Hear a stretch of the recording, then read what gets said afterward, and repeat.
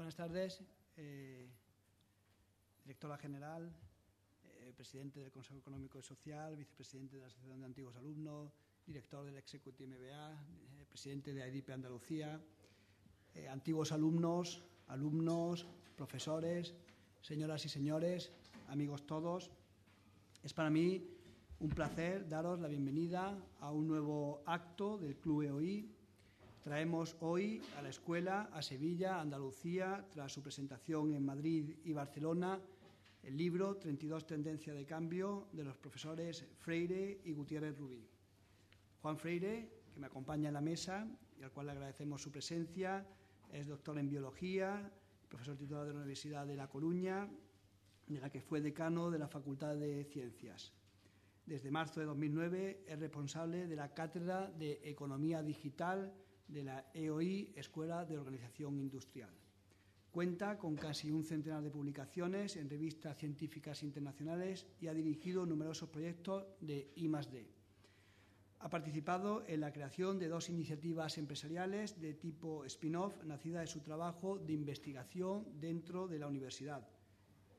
Desarrolla proyectos de consultoría con empresas, administraciones públicas y ONG sobre sostenibilidad y gestión ambiental y sobre el papel de la innovación, la estrategia y la tecnología y la cultura digital en universidades, empresas y ciudades. Ha colaborado también con diversos medios digitales. El otro coautor del libro, Antonio Gutiérrez Rubí, es asesor de comunicación y consultor político, dirige Ideograma, una consultora de comunicación estratégica desde hace más de 25 años, prestando servicios a empresas, administraciones y organizaciones sociales y políticas. Es miembro de las principales asociaciones profesionales del sector, desarrolla su trabajo en España y Centroamérica, donde es asesor de presidentes y responsables ministeriales. Es profesor de diversos máster y escribe habitualmente en el Periódico de Cataluña, El País, Público, Expansión y 5 Días, entre otros. Colabora también semanalmente con Radio Nacional de España, participa en diversos portales y blogs, reflexionando sobre sus ámbitos de experiencia, entre los que se encuentra la innovación empresarial y política. Autor también de diferentes libros. El título, Tendencias, lo que se lleva, lo último, lo más cool. Tenemos ya cazadores de tendencias, vamos a tener un encuentro de cazadores de tendencias en breve también en la escuela. Sobre todo, el tipo de tendencia, de transformación, de cambio, de lo que está por venir. El título, decía, es lo suficientemente atractivo e ilustrativo, lo suficientemente importante y relevante para que conozcamos esos motores de cambio, que nos anticipemos a ellos, que los incorporemos a nuestras organizaciones para el mejor gobierno y para la mejor gestión de las mismas. Que no resto más tiempo y le doy la palabra a Juan Freire para que nos ilustre al efecto. Muchas gracias. Muchas gracias. Si me permiten, yo casi voy a hablar de... Me voy a levantar y así... ¿Ves? Funciona esto, ¿no? Sí. Era todo parte del... Bien, pues lo primero, agradecer la invitación de la escuela aquí en Sevilla, aparte, bueno, una institución a la que le tengo especial cariño y con la que llevo colaborando un tiempo y cada vez me parece un caso más interesante, ¿no? Precisamente de transformación y de cómo incorporar muchas tendencias importantes a nivel organizativo y a nivel educativo. Y lo que os quería era un poco contar el porqué de este libro, lo que dice fundamentalmente el libro. Es un libro muy cortito y un poco cuál es nuestro enfoque de trabajo y por qué estamos haciendo esto, ¿no? En realidad el libro nace de una alianza que ya es un poco de 2 personas que somos muy diferentes, que son Antonio Gutiérrez Rubí y yo mismo, con perfiles muy distintos, que en realidad llevábamos tiempo de forma independiente y de forma conjunta trabajando sobre estos temas. O sea, tratando de entender qué es lo que está pasando en el mundo, sobre todo a partir de la transformación que provoca la tecnología digital en todos los ámbitos. Y eso a veces lo hacíamos como investigación y otras veces lo hacíamos en proyectos específicos, trabajando para distintas organizaciones, ¿no? En un momento dado pensamos que puede tener valor un poco sintetizar eso en un documento, y es también un poco una forma de visibilizar nuestro trabajo. Y entonces De ahí nace el libro. Esto tiene interés en sí mismo también a lo mejor como tendencia, o sea, es un libro un tanto extraño porque es un libro que no se vende, que solo que se distribuye gratuitamente, que en realidad existe una versión electrónica y existió una versión en papel hasta que se nos agotó, pero sigue existiendo una versión electrónica. Y en realidad, mucha gente, o sea, hemos tenido discusiones sobre si se le debe llamar libro o no se le debe llamar libro, ¿no? Pero la idea de llamarle libro sí que tiene un valor simbólico e icónico, porque lo hemos detectado que genera distinto, la gente se aproxima de forma distinta cuando decimos que este documento es un libro a cuando decimos que es otra cosa, ¿no? En realidad es un objeto electrónico, es un texto, que tuvo una versión en papel como podía tener cualquier objeto electrónico, que la podrá tener en el futuro, ¿no? Y lo que hacemos en ese libro es un poco identificar, bueno, está asociado a una página web, ya para terminar con la información así, laboratoriodetendencias.com, ahí se puede acceder a la versión del libro y a información sobre lo que es nuestro trabajo y acceder a otros sitios que consideramos relevantes. El libro en realidad, vuelvo atrás, es un poco...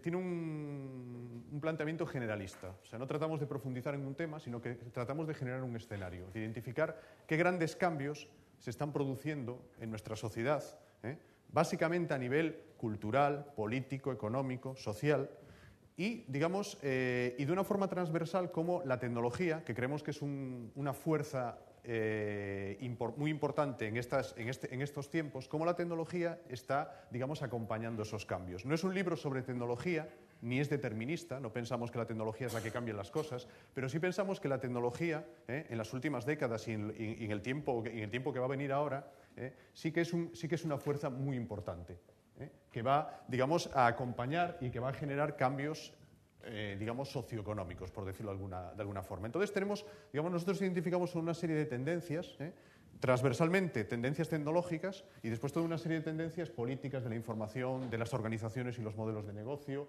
en las relaciones urbanas, etcétera, con una serie de cajones en los que nosotros hemos clasificado esas tendencias. También es un libro provisional y siempre lo será, o sea, es el fruto de trabajo que se congela en un momento dado. A mí ya me da un poco de miedo hablar de estos temas porque ahora explicaré por qué algunas tendencias a lo mejor ya no son tan tendencias y son realidades, ¿no? Y puede haber otras que a nosotros no están incorporadas en este texto. Pero bueno, ¿cuál es nuestra idea básica? Nuestra idea era esa, comprender lo que viene para entender el futuro, o sea, comprender el futuro es necesario para abordar el presente, para adaptarnos al presente, para tener una actitud proactiva. En un mundo que cada vez cambia más rápido y que tiene una complejidad cada vez mayor, ese ejercicio de entender lo que viene y de entender lo que viene ya de modo inmediato es esencial para poder, digamos, actuar desde el presente, no para generar una estrategia de cara al futuro. Hay una imagen, tengo que reconocer que la presentación todo es obra de Tony, que trabaja en comunicación y entonces es mucho más visual que yo y cuenta las cosas de otra manera, mucho mejor que yo. Entonces, quiero decir que voy a tomar prestadas algunas de sus metáforas porque me parecen muy ilustrativas. Él suele explicar, tenemos esta imagen, ¿no? Tenemos todo aparentemente, es el presente, todo aparentemente está tranquilo, cuando en realidad puede que a pocos kilómetros esté sucediendo algo así, ¿no? Se esté generando un enorme tsunami, un enorme cambio que nosotros aún no hemos predecido. Si nosotros no identificamos esa tendencia, es obvio lo que nos va a suceder, y no en un sentido figurado sabemos lo que sucedió en alguna catástrofe en los últimos años. Él lo que plantea es que si identificas la tendencia, digamos, puedes incluso aprovecharte de ese cambio, puedes saber navegar sobre ese cambio, puedes adaptarte y puedes generar un resultado positivo en tu organización, en tu vida, en el ámbito en el que tú estés trabajando. Entonces, la idea es que no se trata de reaccionar ya porque no queda más remedio, una actitud reactiva a la que estamos quizás muy acostumbrados. La idea es que debemos analizar por dónde van los tiros, ¿no? Digamos, para que nadie nos tirotee, para adaptarnos, para ser proactivos. Otro ejemplo, otra metáfora interesante que él siempre utiliza es esta idea. Bueno, aquí veis un conejo, pero os lo voy a explicar un poco mejor. Precisamente volviendo al tema del tsunami, resulta que muchos animales fueron los que mejor escaparon del tsunami. ¿Por qué? Porque tienen una serie de sensores, de sensibilidades que les permiten, digamos, anticipar ciertos acontecimientos. No anticiparlos, no hacer futurología, sino que les permiten, digamos, captar cierta información que nosotros no captamos y, por lo tanto, pueden reaccionar antes. Esa es un poco la idea que nosotros tenemos. No se trata de algo esotérico, sino de que si tenemos los sensores apropiados y tenemos, digamos, los instrumentos apropiados, podemos detectar cosas aparentemente imperceptibles, pero que van a cambiar el futuro inmediato. Y el futuro inmediato pueden ser unos días, unas semanas, unos años. Tuvimos la suerte de que el libro nos lo prologó Francis Pisani, muchos lo conoceréis, es un periodista que colabora ahora está viviendo en Europa, él vivía hasta hace poco en Berkeley, en Estados Unidos, colaboraba con El País, con La Reforma en México, con Le Monde, con una serie de medios, y tuvimos la suerte porque además se involucró, leyó el libro, le encantó y le generó muchas ideas, y de hecho a partir de ahí empezamos a tener discusiones conjuntas y ideas de trabajo futuro, ¿no? Y entonces, precisamente Francis un poco planteaba esa idea de que no se trata de adivinar el futuro, sino que se trata de interpretar las tendencias que ya podemos ver en el presente, y a partir de ahí diseñar itinerarios hacia el futuro. La idea básica es que en nuestro mundo están pasando muchas cosas que a lo mejor no son muy visibles, no aparecen en los medios de comunicación, o aparecen en los medios de comunicación ya mucho más tarde. A lo mejor aparecen en las partes más marginales de la sociedad, marginales en el sentido de que están en un margen, no en un sentido peyorativo, pero que realmente son las que van a afectar a nuestro futuro. Entonces, de lo que se trata, podríamos decir, es de leer el presente. Yo siempre pongo un ejemplo que a mí me parece muy interesante, que es hay un novelista de ciencia ficción no muy conocido que se llama William Gibson, que es muy conocido, entre otras cosas, porque acuñó el término ciberespacio y, digamos, tuvo unas predicciones bastante acertadas hace 10, 15 años sobre cómo iba a ser el mundo en el que vivimos ahora. Este hombre, que sigue escribiendo activamente, sus 3 últimas novelas no tratan del futuro, solo tratan del presente. Es más, la última la coloca en el pasado, ¿no? Y le preguntan, en una entrevista, bueno, como alguien que trabaja en ciencia ficción resulta que escribe sobre el pasado. Y dice, bueno, la realidad es que encuentro tan fascinante, es tan complejo lo que está sucediendo, hay tantas cosas en este mundo que yo ya no me imagino poder hablar del futuro. O sea, el futuro ya está entre nosotros, está pasando, si sabemos ver sabemos ver entre el bosque, entre los árboles, sabemos ver esas realidades emergentes que ya están sucediendo. Es un poco la idea del iceberg, ¿no? de que observando la punta del iceberg, si tenemos capacidad de análisis, podemos saber lo que está debajo de esa punta. Otra idea también interesante, que es de cómo nos afectan las tendencias. Estas son semillas de bambú. Es interesante por 2 razones. Pensemos las semillas ya están en el suelo y parece que no sucede nada, pero el bosque ya se está formando ahí. Pero las semillas de bambú son especialmente interesantes porque pueden pasarse un montón de años germinando, creciendo muy, muy lentamente, y después, de una forma que la biología cada vez explica mejor, pero aparentemente inexplicable, en un periodo cortísimo de tiempo, en un año, crecen hasta alturas increíbles. Entonces, los gérmenes ya estaban ahí, o sea, la tendencia ya existía. Si la sabemos interpretar, sabemos que en un momento dado va a sufrirse esa eclosión. Entonces, es un poco la idea que planteamos en el análisis de tendencias. No se basa en tener una bola de cristal, ni mucho menos, ¿no? Y Francis Pisani utiliza las rejillas de lectura, ¿no? Las rejillas de lectura es tener un sistema de interpretación, un conjunto de elementos que nos permiten descodificar el presente. Antes de empezar a analizar las tendencias, ¿cómo nosotros hacemos este trabajo, que es bastante artesanal, ¿no? Pero que creemos que debe ser así? Nosotros lo que partimos son de observaciones. Las observaciones son muy diversas, de hechos, de textos, de informaciones, aproximaciones cuantitativas. Hay una parte del análisis de tendencias que podemos llamar al que llamamos prospectiva.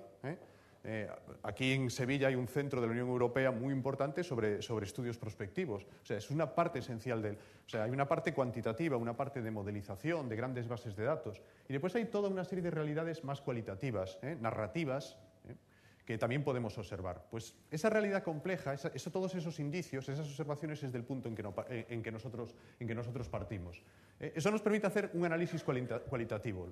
Donde nosotros nos situamos, que lo que hacemos es como una pequeña pieza de ese engranaje, es un poco de tratar de interpretar todas esas informaciones, que por su propia naturaleza son difíciles de engarzar, porque tienen naturalezas muy diferentes, y de ese análisis cualitativo, generar una descripción narrativa de la tendencia, tratar de comunicarla. O sea, nuestra vocación también es interpretar el presente y el futuro próximo y tratar de comunicarlo, tratar de trasladarlo a una narración que sea, digamos, comprensible por nuestros interlocutores. En ese tercer punto es donde nos hemos quedado en el libro. En el libro lo que hay es 32 tendencias. Hay 32 como podía haber 40 o 28, o sea, no es ningún número mágico, aunque alguien ha discutido sobre si el número 32.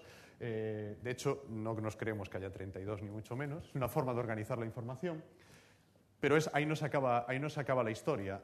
Esas tendencias en realidad no son independientes entre ellas. Esas tendencias interaccionan. Yo comentaré algunas de estas interacciones. Y por lo tanto, lo que nos están construyendo son escenarios. El escenario podemos decir que es la integración de toda una serie de tendencias a distintos niveles que generan un entorno determinado en el cual nosotros vivimos o desarrollamos una actividad. Y esos escenarios tampoco son deterministas, sino que son escenarios alternativos. O sea, el futuro no está escrito, eso es lo que nosotros planteamos y yo creo que es una evidencia. Y entonces las tendencias nos pueden servir para identificar los escenarios más o menos divergentes o alternativos en los que nos podemos mover en el futuro. ¿De qué nos puede valer entender esos escenarios alternativos si no sabemos cuál va a suceder en el futuro? Bueno, nos puede valer para generar capacidad de adaptación. Si nosotros sabemos que en el futuro pueden pasar cosas muy diferentes, pero sabemos cuáles son esas cosas, podemos diseñar estrategias de adaptación a cada una de esas situaciones. Y no en vano, el análisis de escenarios y el trabajo sobre escenarios cada vez es una técnica más utilizada en grandes organizaciones. Y muchas veces lo importante no es el resultado final, sino el proceso en el que se introduce la organización. O sea, eso lo que hace es que la propia organización genere un proceso de reflexión sobre su realidad y eso en sí mismo ya prepara a la gente para el cambio. De hecho, bueno, en el libro aquí no se ve muy bien, pero Francis Pisani generó un primer mapa conceptual donde fue conectando las tendencias y fue organizando cómo esas tendencias se relacionan entre sí. Bien, voy a dedicar el resto del tiempo. Lo del móvil no es una tendencia ni es que sea muy mal educado, es que no tengo reloj, que se me ha estropeado, entonces no me queda más remedio que mirarlo en el móvil. Voy a dedicar el resto del tiempo un poco a hacer un paseo rápido sobre lo que nosotros identificamos como tendencias importantes, ¿vale? Teniendo en cuenta siempre que es totalmente provisional y que yo entiendo esto casi como un material para discutir, para pensar, y para tirar estas tendencias y construir otras. Me parece que el proceso es lo importante, más que el resultado final.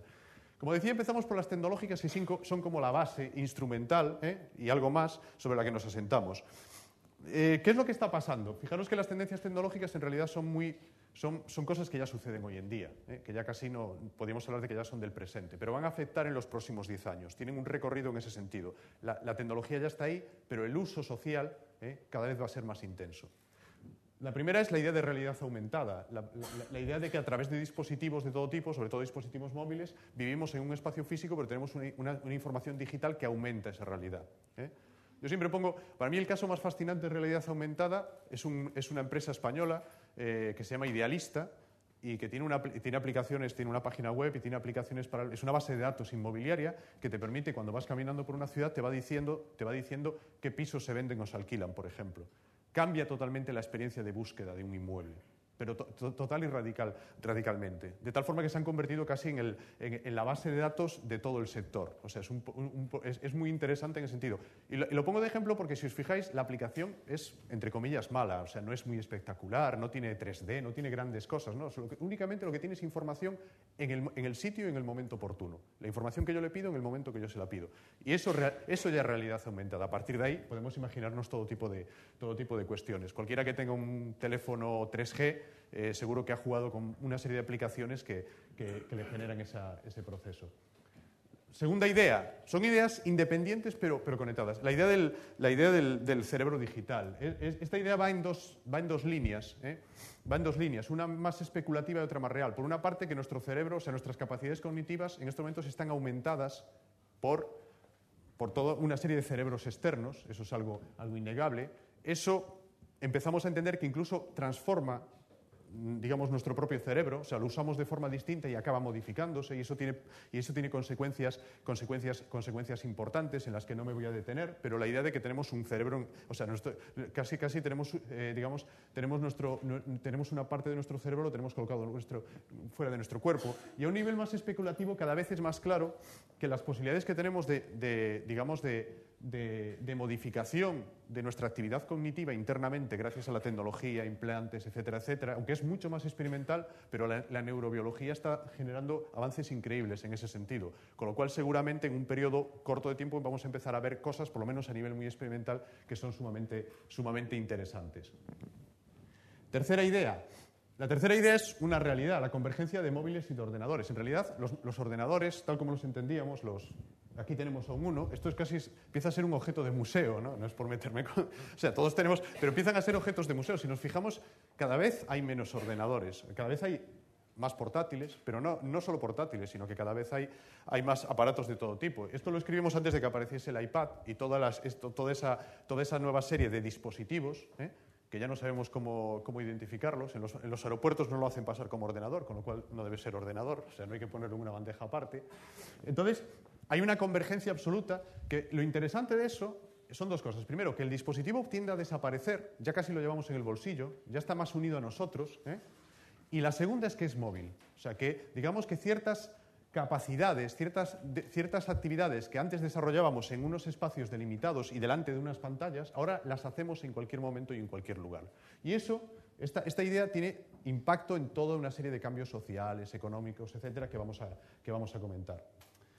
Y la última idea, entre muchas que podíamos elegir, es la idea de la fabricación personal. Esto es algo que aún no es mainstream, no ha llegado, pero digamos es la idea de que igual que ahora se puede personalizar cualquier producto digital, en el sentido de yo puedo construirme un periódico digital combinando información de distintos sitios, o yo puedo crear mi propio medio de comunicación digital, un blog, etcétera. O sea, a nivel digital ya está perfectamente admitido que nosotros constantemente recombinamos bits para generar nuevos productos. Bueno, a nivel analógico, cada vez es más fácil fabricar cosas de forma personalizada. O sea, lo que antes era solo, digamos, era patrimonio de grandes ingenierías o de grandes maquinarias, en estos momentos, pues pongo un ejemplo, ya hay una impresora que se autorreplica, que es capaz de fabricarse a sí misma.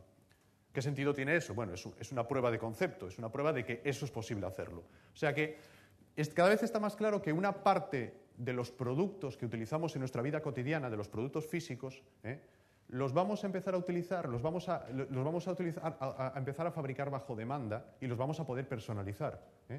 Mucha gente dice que en un futuro inmediato lo que habrá será, no que tendremos esas impresoras en nuestra casa, sino que habrá copisterías donde nosotros llevemos nuestros planos y construyamos los objetos que a nosotros nos interesan.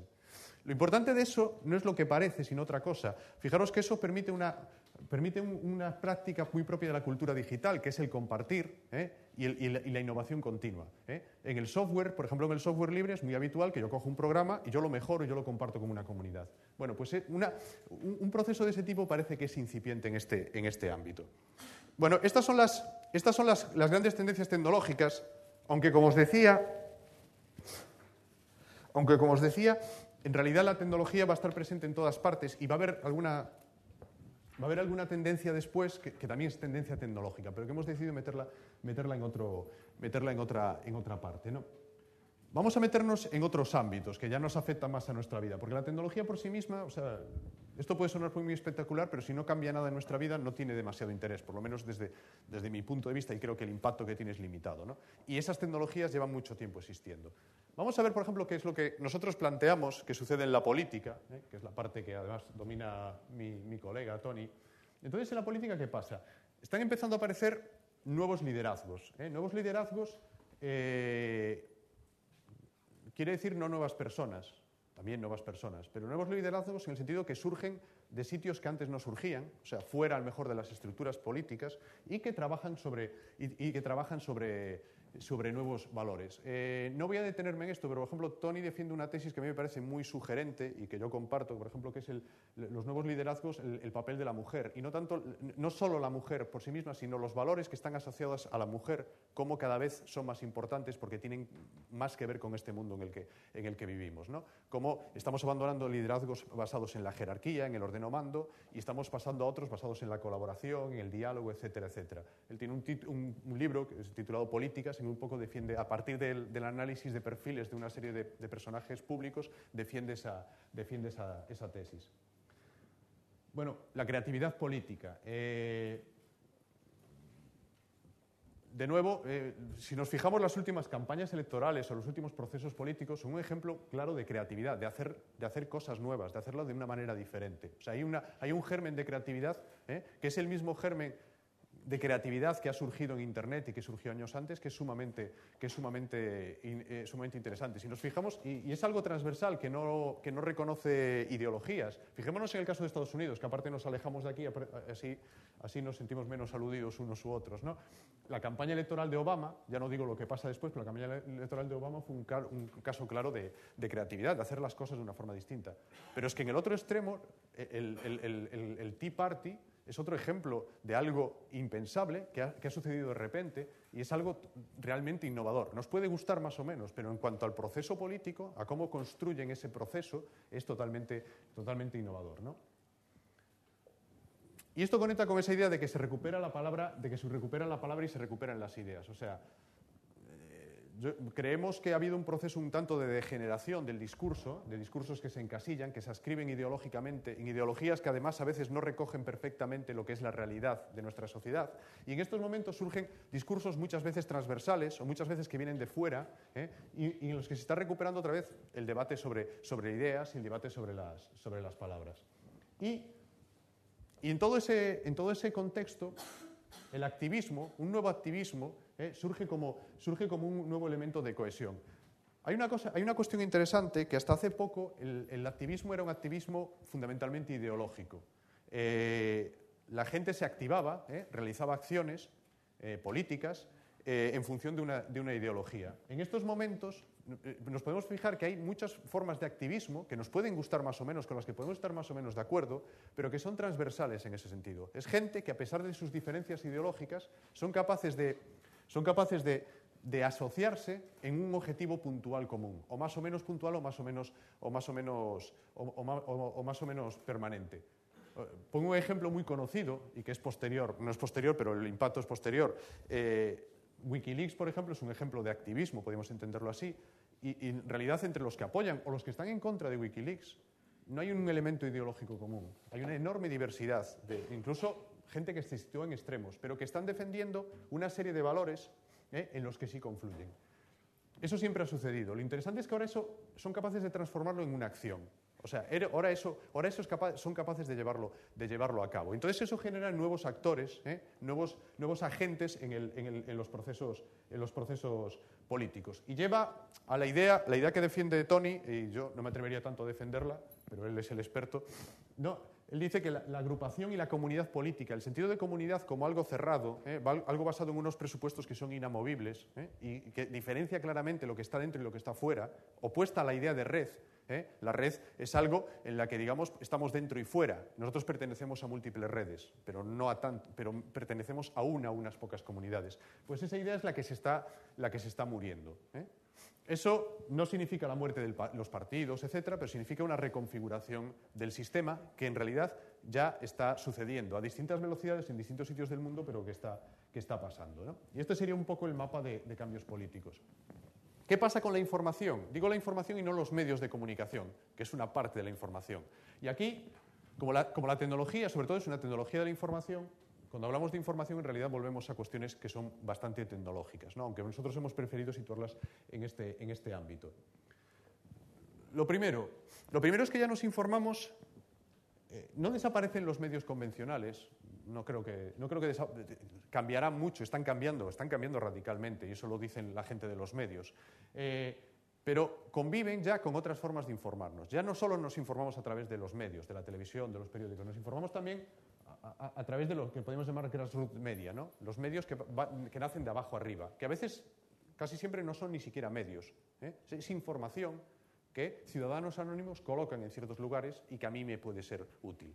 Entonces ahora, cada vez más, construimos nuestro menú informativo, podemos informarnos o debemos informarnos combinando los medios convencionales y estos nuevos medios, que no le deberíamos a lo mejor llamar medios, o sí, pero que son algo muy diferente. ¿Por qué? ¿Y por qué lo hacemos? Porque nos dan distintas utilidades. No son útiles, no son eficaces en distintos momentos o en distintos contextos. Al mismo tiempo, ya no se trata solo de informar, al mismo tiempo hay un proceso que se conoce desde hace un montón de años, que es la capacidad de almacenar información y sobre todo de procesarla, no solo de almacenarla, sino de procesarla, crece exponencialmente y lleva creciendo exponencialmente un montón de tiempo, ¿no? Los ingenieros lo saben mucho mejor. Con lo cual, YouTube nació hace, creo que 5 años, pero es que hace 15 años no hubiese nacido porque no había capacidad de almacenar vídeo y de distribuir vídeo. Ahora ya ha nacido, pero es que ahora ya podemos editar ese vídeo en tiempo real. O sea, quiero decir que la capacidad de almacenamiento y de procesamiento de datos es enorme. Eso que antes era un cuello de botella, eso era un cuello de botella, incluso en la fase tecnológica, en la primera fase de Internet, está dejando prácticamente de serlo. A nivel práctico, ya poco nos preocupamos del arranque que tiene un ordenador y de todas estas historias, ¿no? Que nos preocupamos hasta hace poco. ¿Por qué? Porque estamos llegando a un punto en que en realidad el cuello de botella ya no se sitúa ahí, salvo en algunas tecnologías. Eso es sumamente importante porque eso genera cambios radicales en la forma en la que accedemos y manejamos la información. Y, por ejemplo, hace que cada vez sean más frecuentes las visualizaciones de información. Cada vez accedemos de forma más visual a la información, lo cual es una necesidad porque ante grandes volúmenes de información solo visualmente podemos manejarlos y podemos entenderlos, y aparte genera un nuevo lenguaje que es mucho más accesible a una parte de la población que no es tan técnica, por ejemplo. Entonces, están eclosionando nuevas formas de acceder a la información que son básicamente visuales, manejo de información en formatos visuales. Claro, si cada vez hay más información y tenemos mejores herramientas, pero persiste el problema, nuestra vida es limitada y cómo manejamos esos volúmenes tan enormes de información. ¿Qué es lo relevante? Bien, hay dos opciones, que es que cada uno de nosotros se enfrente a ese tsunami, ese sí que es un tsunami, y decida qué es a lo que le otorga o no relevancia, pero lo que está sucediendo es lo que ha sucedido toda la vida, pero ahora en el ámbito digital. Aparecen nuevas figuras que son los recomendadores, son los que, digamos, los que tienen capacidad de recomendación y los que no es que decidan, sino que ellos dicen lo que consideran que es importante o no es importante, y hay grupos de población que aceptan ese criterio y que siguen ese criterio. Nosotros utilizamos el término curator o curador o comisario, que viene del mundo del arte. En el mundo del arte se dice que cada vez el artista es menos importante y es más importante el curador, el comisario, que es el que genera la experiencia del usuario, es el que en un museo decide, en una exposición decide qué obras están y cómo deben estar. Entonces se dice que en realidad la experiencia del usuario depende más del curador que casi del artista. Bueno, ahí sería muy discutible, pero esa es una visión. Bueno, pues aquí está pasando un poco lo mismo. Eso pasó siempre. Antes esos curadores eran la universidad, eran los medios de comunicación, estaban, digamos, bien establecidos. Ahora estamos en un mundo en el que, digamos, los mecanismos por los que se genera reputación son distintos. Y ya se genera menos reputación por el hecho de ser profesor de una universidad, por ejemplo, que antes era un criterio casi absoluto, y en cambio se puede generar mucha más reputación por lo que dices o dejas de decir, por tu actitud y por tu trabajo. ¿Por qué? Porque está fácilmente accesible. Con lo cual vamos a un mundo mucho más complejo en el que hay una enorme diversidad de opciones de elegir recomendadores, de gente que nos filtra la información. Se habla mucho de la web semántica, de la web 3.0, de cómo mecanismos automáticos que permitirán que ese flujo de información, digamos, nos llegue ya filtrado. Yo creo que, en realidad, buena parte de ese proceso siempre va a ser manual y se va a basar en las personas. O sea, no vamos a poder evitar eso, ¿no? El valor se lo tenemos que otorgar nosotros. Y entonces, digamos que eso ya está sucediendo, esa web 3.0 y todas estas cuestiones ya están entre nosotros y están de esta manera, pero es una manera mucho menos espectacular en términos tecnológicos de lo que pensábamos. Y bueno, las noticias, los ciclos de noticias, ya yendo a los medios, se acortan. Fijaros que ya los periódicos en papel siguen siendo periódicos en papel y salen una vez al día, y entonces están organizados. Pero fijaros que las versiones digitales ya no son periódicos, ya son flujos que no paran nunca de noticias. O sea, los periódicos digitales Y ya no digo los medios que son solo digitales, estoy hablando del New York Times, del Guardian, del País, del Mundo, ya son flujos de noticias, se adaptan mucho mejor a la propia naturaleza de la... y ya no están organizados muchas veces en las secciones convencionales, sino que se organizan de otras maneras. O sea que hay un cambio en el ritmo que nos genera nuevos problemas de cómo nos informamos, de cómo accedemos a la información, etcétera, etcétera. Y un último punto, que yo creo extremadamente importante, es que, claro, esa capacidad de almacenar, de registrar información, no solo es información del entorno y de los otros, es información nuestra. Estamos viviendo una auténtica revolución de los datos personales y también en un doble eje. Cada vez tenemos más información sobre nosotros mismos. Podemos gestionar mejor nuestra propia identidad, incluso nuestro propio cuerpo. Pensemos todo en la revolución de la genómica. O sea, hoy en día ya no es caro secuenciar parte de nuestro genoma y tener una serie de predictores de si vamos a tener ciertas enfermedades o no. Toda esta serie de cuestiones que antes eran muy, muy especulativas y que cada vez son más reales. Pero al mismo tiempo, esos datos personales también son más fácilmente accesibles por otros. Gobiernos, empresas, etcétera, etcétera.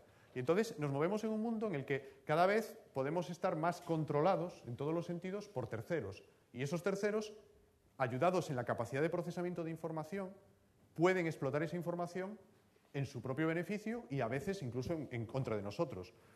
Hay algo que siempre se dice y es real, que en muchas ciudades del mundo, si alguien hiciera el esfuerzo de seguir a una persona a través de las cámaras de seguridad que están dispersas por una ciudad, podrías seguir a lo largo del día a esa persona, podrías saber exactamente todo lo que hizo.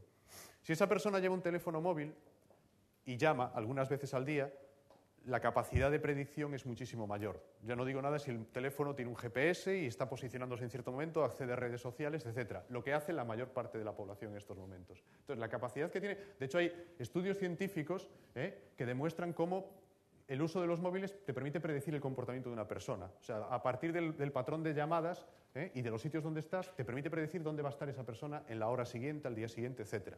Lo cual tiene, imaginémonos, un enorme potencial, por ejemplo, comercial, para poder, digamos, ofrecer productos a un cliente, por ejemplo. Pero tiene potenciales en muchos otros sentidos. Entonces, ese es un tema cada vez más importante en el que habrá que repensar muchos aspectos legales, jurídicos, de diseños de las tecnologías y estas cuestiones. Pero es un tema que ya está allí. O sea, nosotros, ni nuestro cuerpo, ni nuestro entorno personal se escapa a este proceso. ¿Qué pasa en el mundo de la economía? Lo hemos dividido de una forma un tanto artificial. Yo no estoy... por una parte, cómo sea de los modelos de negocio, o sea, cómo la economía funciona, y por otra, cómo se organizan las empresas, los que generan economía, ¿no? Aunque yo creo que serían partes intercambiables. Pero por empezar por algún sitio, la primera idea es que aparecen nuevos modelos de negocio. Lo de freemium es una palabra que tuvo mucho éxito en cierto momento, no me refiero solo a eso, pero la idea de que muchos modelos de negocio se asientan en todo o en parte en la gratuidad o en una aparente gratuidad, ¿no? Hay un enorme debate en estos días sobre esto al hilo de otras cuestiones culturales, etcétera, pero esa idea es muy importante, ¿no? de cómo esos modelos, lo que se llama freemium y otros muchos, en los que digamos que son modelos híbridos, en los que hay una parte que es gratuita y otra no es gratuita, son realmente los que están funcionando, ¿no? Sería muy largo entrar aquí en todas estas cuestiones. Esto está asociado a otra cuestión que es enormemente polémica, pero que no podemos eludir, que es la idea de la propiedad intelectual. En realidad tenemos un paradigma, vivimos bajo un modelo de propiedad intelectual que se diseñó pensando en un mundo concreto, en un mundo analógico, en un mundo que el principal valor era, digamos, tener un stock de conocimiento, vender conocimiento que podíamos aislar, que podíamos preservar. ¿Qué es lo que ha pasado? Que eso cada vez es más complicado. La información se ha hecho digital, el conocimiento se ha hecho digital y, por suerte o por desgracia, digamos que la infraestructura que hemos creado, que es Internet, se diseñó de una forma abierta. Eso no quiere decir que no se pueda controlar, pero que es muy difícil de ser controlada. Y de ahí vienen muchos de los problemas de los conflictos que estamos viendo en el tiempo. Pero es que además, en un mundo en el que el conocimiento, la información es muy abundante y en lo que priman los flujos, muchas veces vemos que lo más inteligente no es conservar un conocimiento, cerrarlo, sino abrirlo y explotar esos flujos de información. Entonces, hay un conflicto aquí entre, digamos, una realidad legal, jurídica, cultural, que viene de hace un tiempo, y una realidad, digamos, económica, también cultural, social, que digamos que es fruto de otros procesos. Y ahí este va a ser, por una parte, un campo de batalla que ya lo está siendo, pero por otra parte un debate sumamente interesante, ¿no? Cómo nos dotamos de un sistema de propiedad intelectual, digamos, que sea óptimo, que nos favorezca en el sentido común, digamos, que genere mayores beneficios sociales, económicos, etcétera, etcétera. Y que posiblemente el que tenemos hasta ahora no sea el más adecuado. Asociado con eso, cada vez que la innovación es la base del desarrollo, etcétera, etcétera, ya no es una tendencia ni mucho menos, algo plenamente asumido. Pero al lado de eso se genera un nuevo problema, es que innovar es caro. O sea, las empresas descubren que innovar es caro. O sea, innovar es caro y genera incertidumbre. ¿No? Yo no innovo con una certidumbre. Tengo que invertir mucho para que algunas cosas funcionen y otras no. Pero es la única forma de mantenerme, digamos, en la carrera. Entonces, cada vez más, todas las empresas, desde las grandes a las más pequeñas, apuestan por modelos de lo que se llama innovación abierta, que si lo pensamos va totalmente en contra de lo que es la naturaleza de la empresa. La empresa era algo que se creaba para ser cerrado, para aumentar la eficiencia interna, ¿no? Y de ahí esa es la teoría económica que sustenta la idea de empresa. Pues en estos momentos las empresas se están transformando en plataformas en las que facilitan la innovación y en esa innovación participan la propia empresa, sus agentes, sus departamentos de I+D, sus empleados, etcétera, pero también participan sus clientes, sus usuarios, sus partners, otras empresas. Entonces surgen todo tipo de plataformas. Y un ejemplo muy claro es cómo la telefonía móvil, eso de las aplicaciones, que es la verdadera revolución que hay en la telefonía móvil 3G, no es tanto el dispositivo, que es muy bonito, el cacharro, sino que es un sitio donde hay un montón de aplicaciones que no hace Apple o que no hace Google, sino que la hacen un montón de gente. O sea, las aplicaciones de Apple las está haciendo Microsoft y las está haciendo un diseñador web que vive en Sevilla y que trabaja solo y hace un videojuego para Apple. Y esto no es una especulación, es así. Entonces, ¿qué es el gran éxito de Apple? El gran éxito de Apple es diseñar una plataforma, un lugar donde coloca recursos y donde mucha gente puede colaborar o puede compartir con un objetivo económico, puede compartir sus desarrollos. Ese es un modelo de innovación abierta y hay muchos otros modelos, pero cada vez son más importantes y cada vez se entiende más que la única forma de innovación es realmente la innovación abierta, ¿no?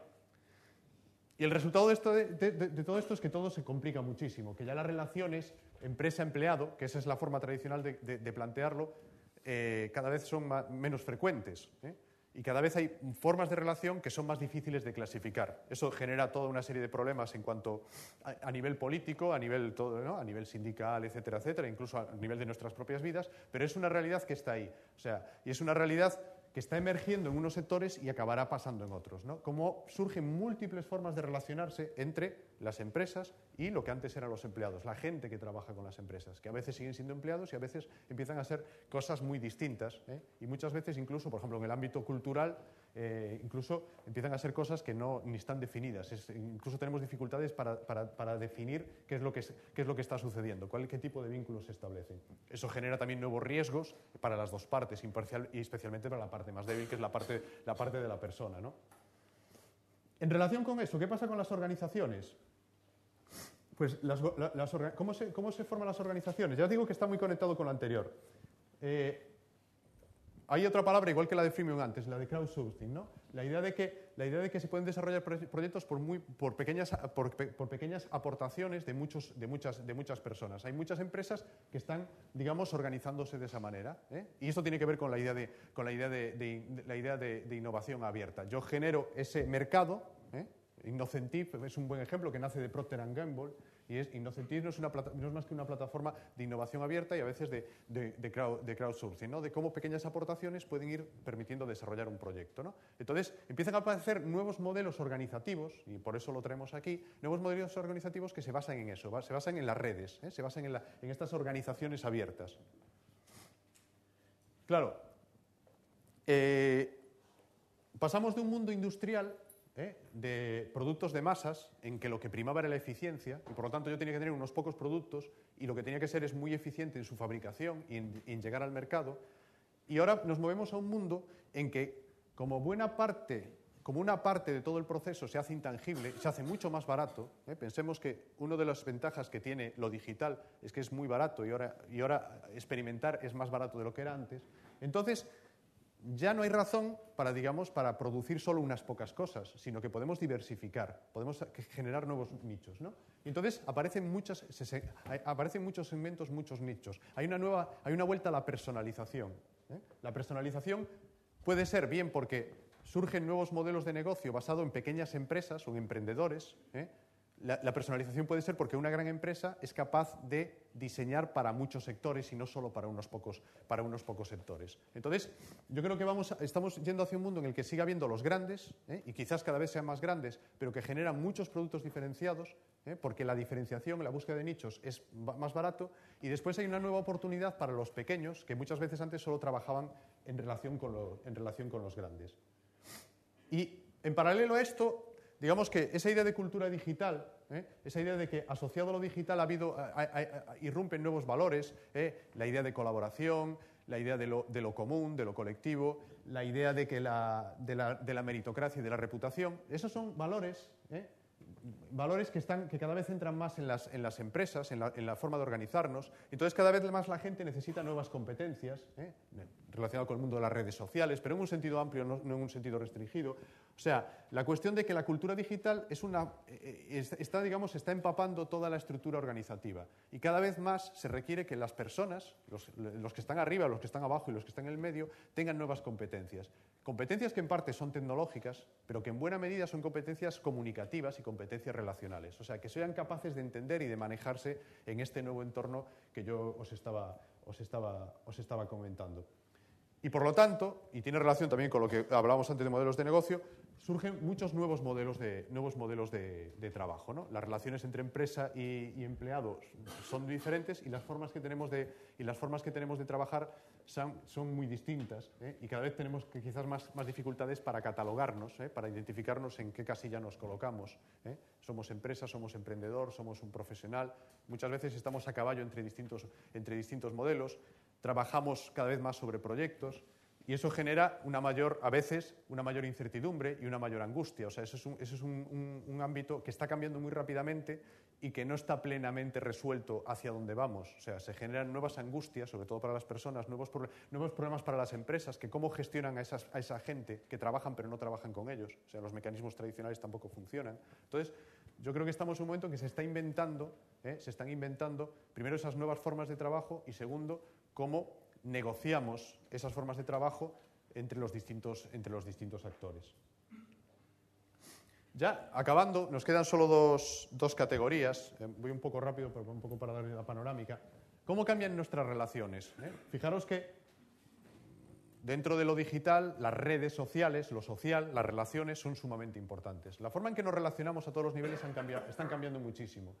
Y algunas de esas razones son razones muy tecnológicas. Un ejemplo que a mí me parece muy interesante es el de la geolocalización. O sea, y es muy interesante de cómo funcionan estos procesos. El GPS es una tecnología que tiene varias décadas, y una tecnología que ha sido sumamente exitosa en ámbitos, por ejemplo, el militar, el de la navegación, el de la geofísica. O sea, yo que soy biólogo usaba GPS hace un montón de años y antes de que yo lo usase lo usaban los geofísicos para medir el movimiento de las placas tectónicas. A mí me fascinaba aquello, ¿no? Como las precisiones que tenían, cuando el GPS era mucho menos preciso que...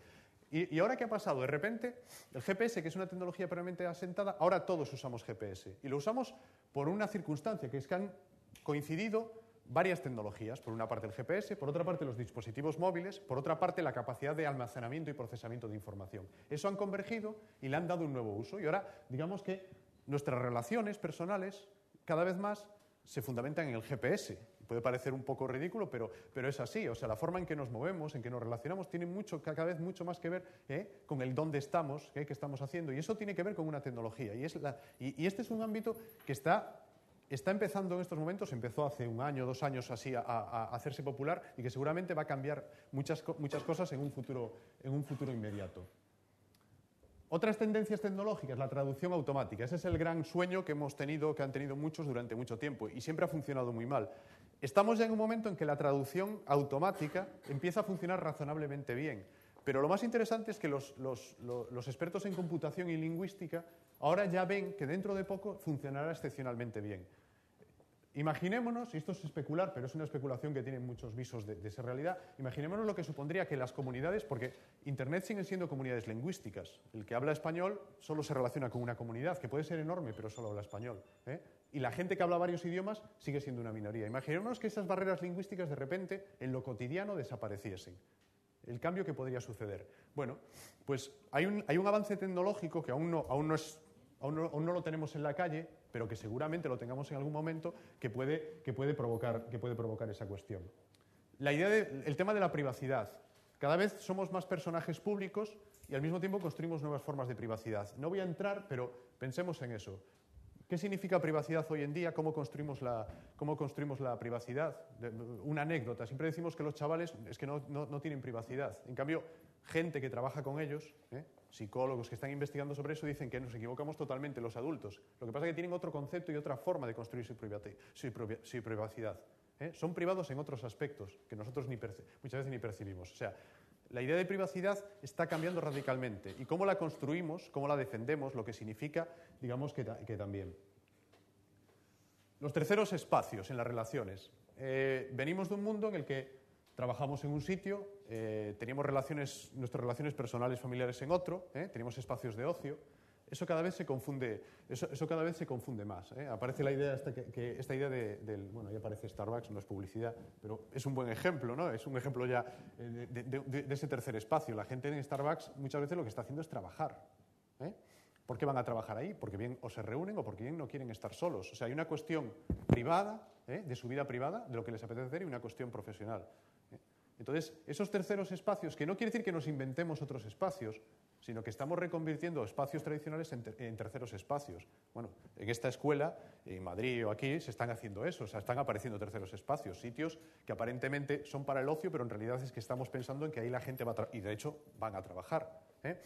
Esto está sucediendo. En los sitios de trabajo, aparentemente, hay una rama personal o de ocio, y en los sitios de ocio la gente va a trabajar.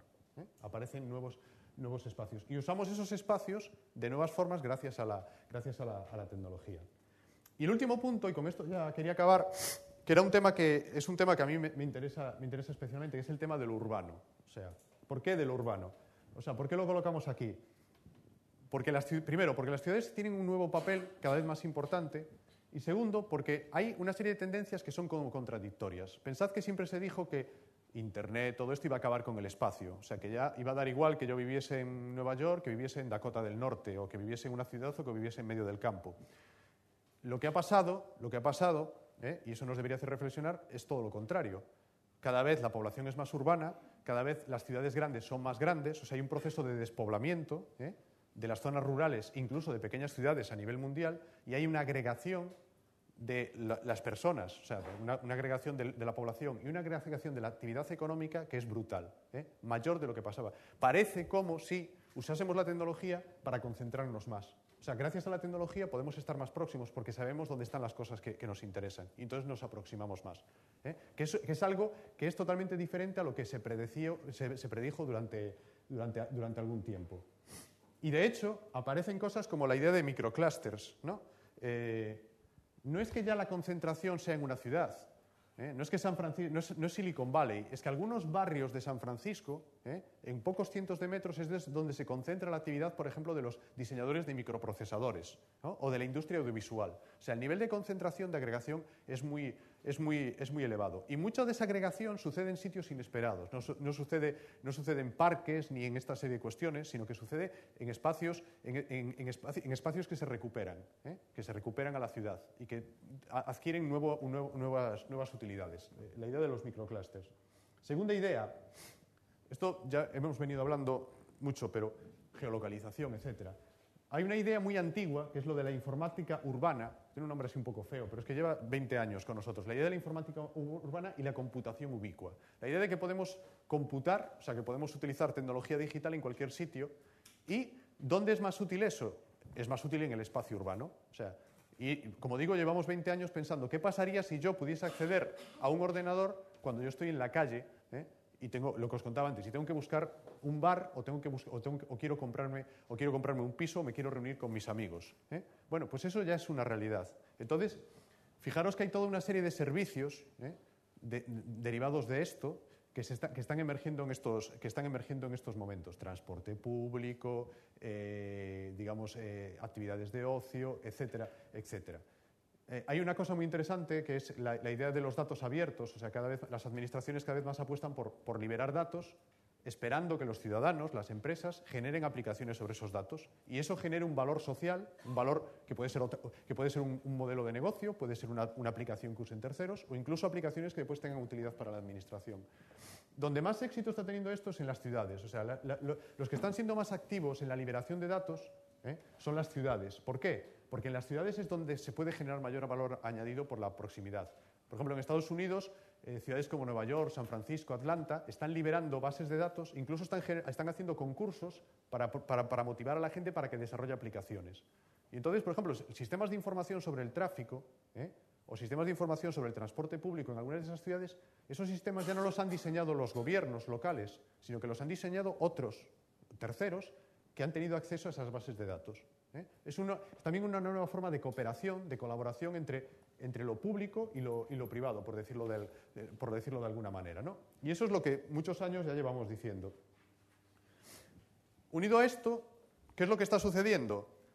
Fijémonos cómo se construye en un sentido amplio, no solo arquitectónicamente, una ciudad. ¿Cómo se planifica una ciudad? Pues es una actividad muy técnica y muy de arriba abajo, muy jerárquica. Son los técnicos y los gestores los que hacen el gran diseño de una ciudad.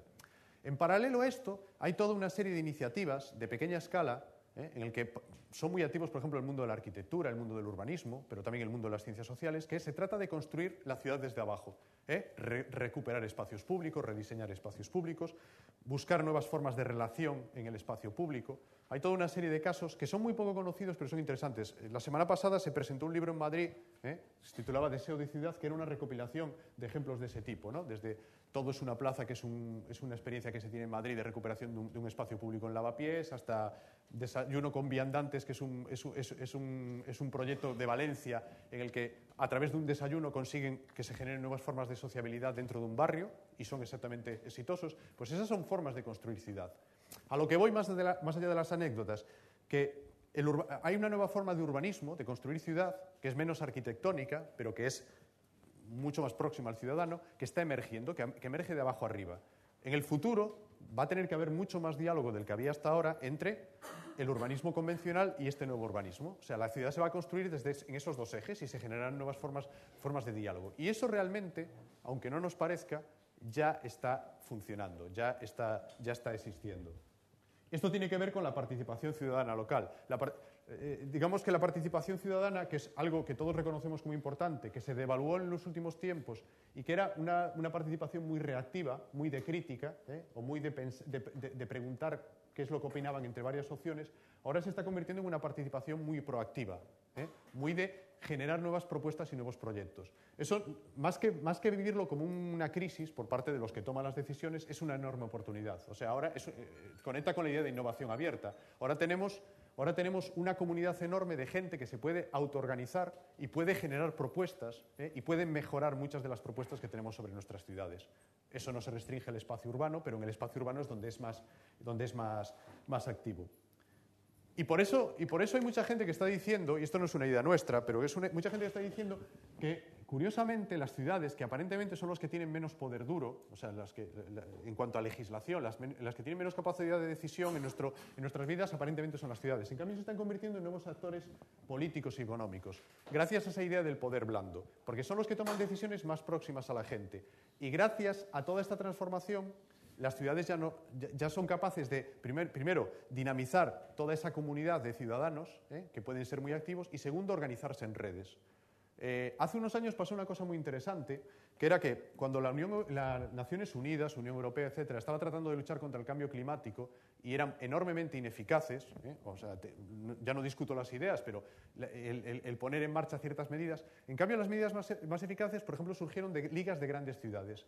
En un caso eran 40 grandes ciudades en el mundo que llegaron a acuerdos de reducción de emisiones y los implementaron mucho antes de que, por ejemplo, Naciones Unidas fuese capaz de poner en marcha acuerdos internacionales. O sea que hay un debilitamiento de ciertos poderes duros, y en cambio surgen otros nuevos poderes y muchos de ellos están asociados a la idea de ciudad, a la idea del espacio urbano. Vamos a un mundo más de redes de ciudades, en las redes de ciudades tiene más importancia casi que podemos decir que los estados, que las naciones. Y bueno, esto era la panorámica muy rápida, perdón por la velocidad, de lo que planteábamos en este libro, y si queréis ahora pues tenemos creo un ratillo para conversar sobre estas cuestiones. Muchas gracias.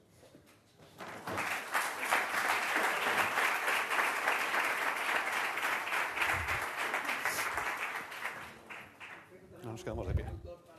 Nos quedamos de pie, sí.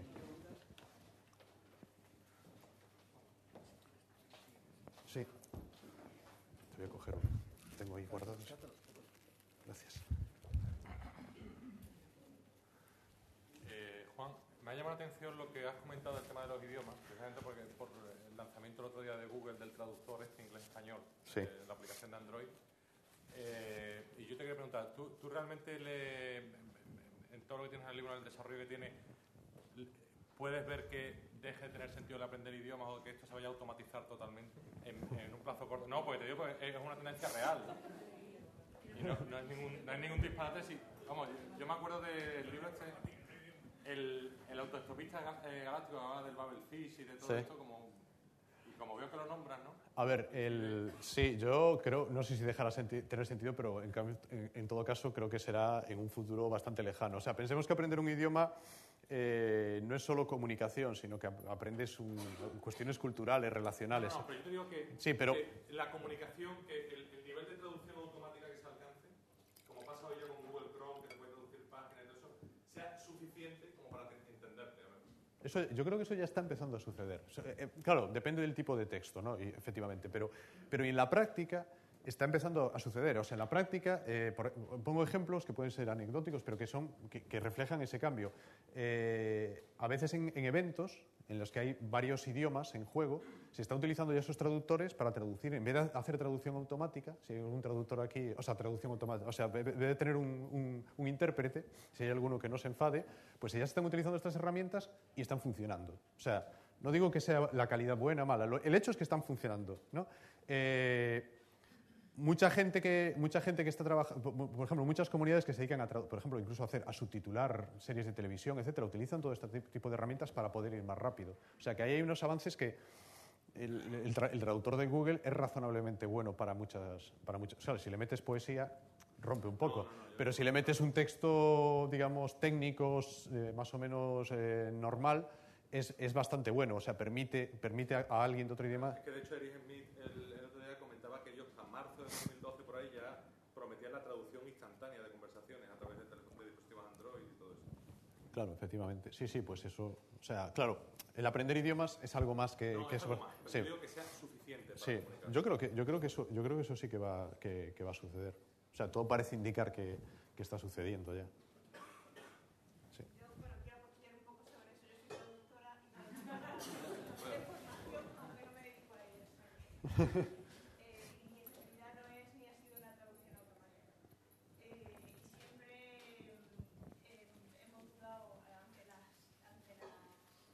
inquietudes que podría plantear entre los alumnos y los compañeros. Siempre se ha dudado de que algún día la traducción automática pudiera desplazar al ser humano. Yo no soy incapaz de predecir a dónde nos puede llevar la tecnología, pero con este asunto sí creo que hay que ser prudente y no creernos demasiado rápido que lo hemos conseguido todo, porque, como tú muy bien has apuntado, depende mucho del tipo de textos. Claro. Esto puede ser muy útil para textos técnicos y textos donde no hay demasiado componente ni lingüístico ni de alusivo, por ejemplo, para la literatura creo que sería fatal. Claro. Entonces puede ser muy útil para algunos tipos de textos, pero puede generar tremendos problemas de malentendidos y de incomunicación. Entonces, en ese sentido, creo que hay que ser muy prudentes con eso. Sí, y funciona muy bien con textos escritos. Otra cosa es cuando hay una conversación, es otro que utilizamos otros códigos. Con textos escritos y, claro, luego está el lenguaje no verbal. Claro, por eso. Con textos escritos y con determinados tipos de textos muy elementarios. ¿Habéis estudiado el posible cambio del gobierno corporativo por algo que ya está funcionando, sí, pero que está en sociedades que hoy día se rigen por asamblea de muchos accionistas, pero que esencialmente no caben en un sitio y por tanto no... o sea, digamos, el voto electrónico puede cambiar la configuración y el poder del accionista como stakeholder en una sociedad normalmente grande. ¿Eso lo consideras también algo...? Sí, yo creo que eso... Yo ahí veo como dos cambios. O sea, ese es uno, ¿no? A la hora de la toma de decisión directa, o sea, ¿no? de emitir tu voto. Claro que hasta este momento, pues en realidad esa capacidad que tenías estaba limitada por razones prácticas, ¿no? Porque la mayor parte son muy pequeños accionistas que no van a hacer el esfuerzo de ir a votar.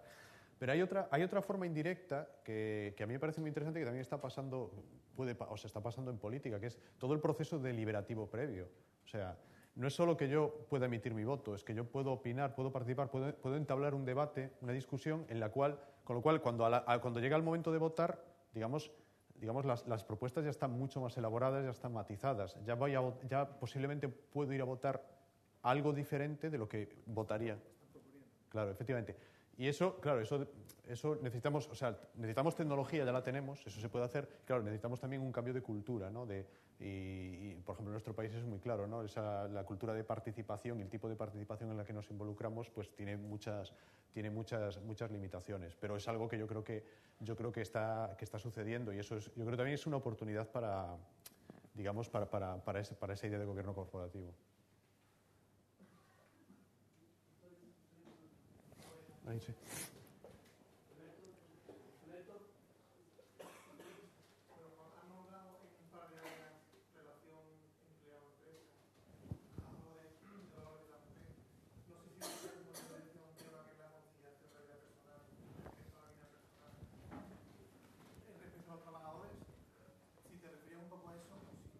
Sí, efectivamente. Claro, sí, me refería, indirectamente me refería en parte a esa cuestión, ¿no? Si nuevos valores son los realmente importantes, y los importantes desde un punto de vista muy pragmático, que es para el gobierno de una organización y para la eficacia, para el funcionamiento de esa organización, pues digamos, van a tener más posibilidades de entrar, ¿no? Quizás ahora no entren tanto muchas veces por cuestiones más culturales que de otra índole, ¿no? Pero yo sí estoy en esa línea, que esa es una parte de la historia. Otra parte es que están emergiendo nuevas formas de relación que en buena medida también muchas veces tienden a la precarización, a lo mejor no en el sentido tradicional, pero digamos que todos trabajamos mucho más por proyectos, con vínculos que son vínculos, digamos, temporales, y digamos que esa transición que está surgiendo, en parte por demanda, por el modelo económico, y en parte también por los nuevos modos de vida que tenemos, que también a una parte de la gente le gusta más vivir y trabajar así, eso también genera nuevas incertidumbres, ¿no? A mí me parece muy interesante en ese sentido todo lo que pasa en el mundo de la cultura. Por ejemplo, es un mundo que ya ha vivido así buena parte, ¿no? y quizás ha avanzado más rápido. Y entonces todas las oportunidades y los problemas que tienen son muy indicativos, porque no se restringe al mundo de la cultura. Son cosas que yo creo que se van a trasladar después a otros ámbitos mucho más amplios, ¿no? Entonces, por una parte, está esos nuevos valores que yo creo que en buena medida son positivos, y eso me parece algo muy interesante, pero por otra parte está ese problema de que hay una parte de las relaciones entre los agentes que digamos que tenemos que redefinir, ¿no?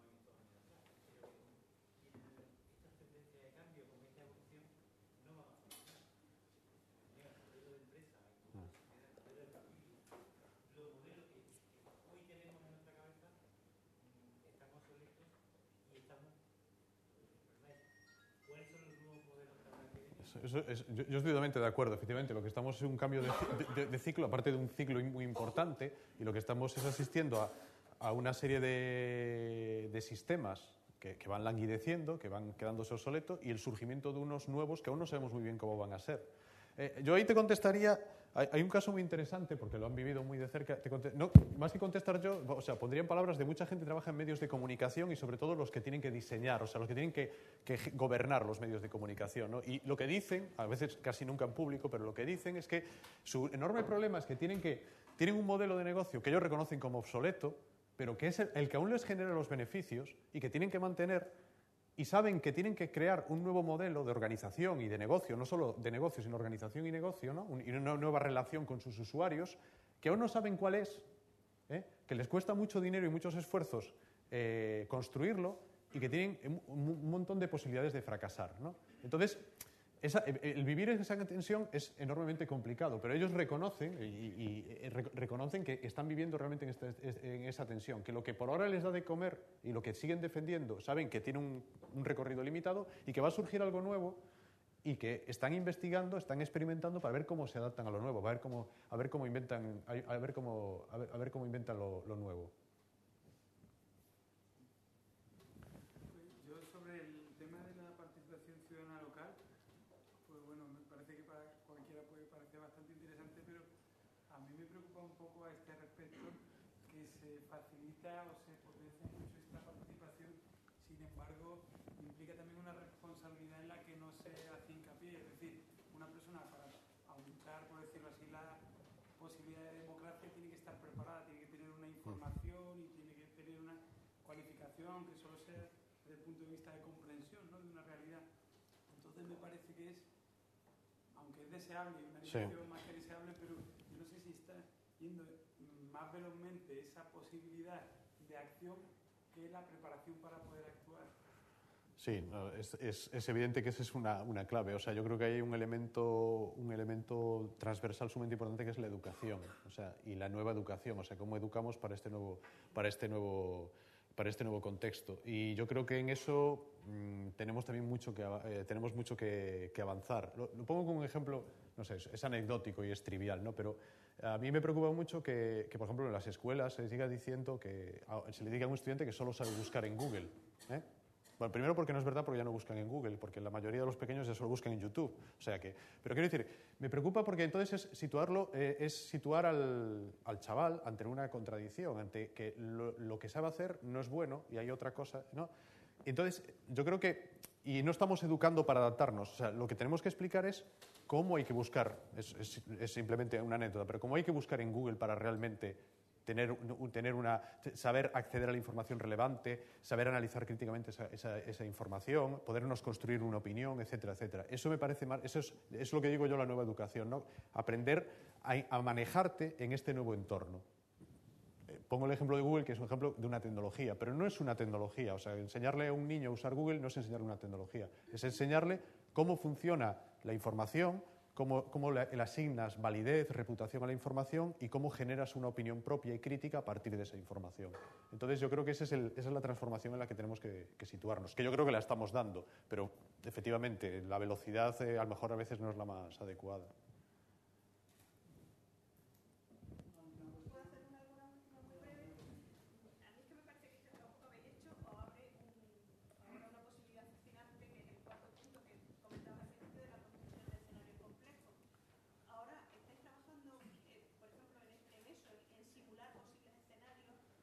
Sí. Sí, esa es nuestra idea, en eso estamos empezando ahora a trabajar y esa es una línea de trabajo que queremos hacer. Lo que pasa es que trabajar en escenarios, más que hacerlo en general o en abstracto, lo queremos hacer en problemas específicos o con colectivos específicos.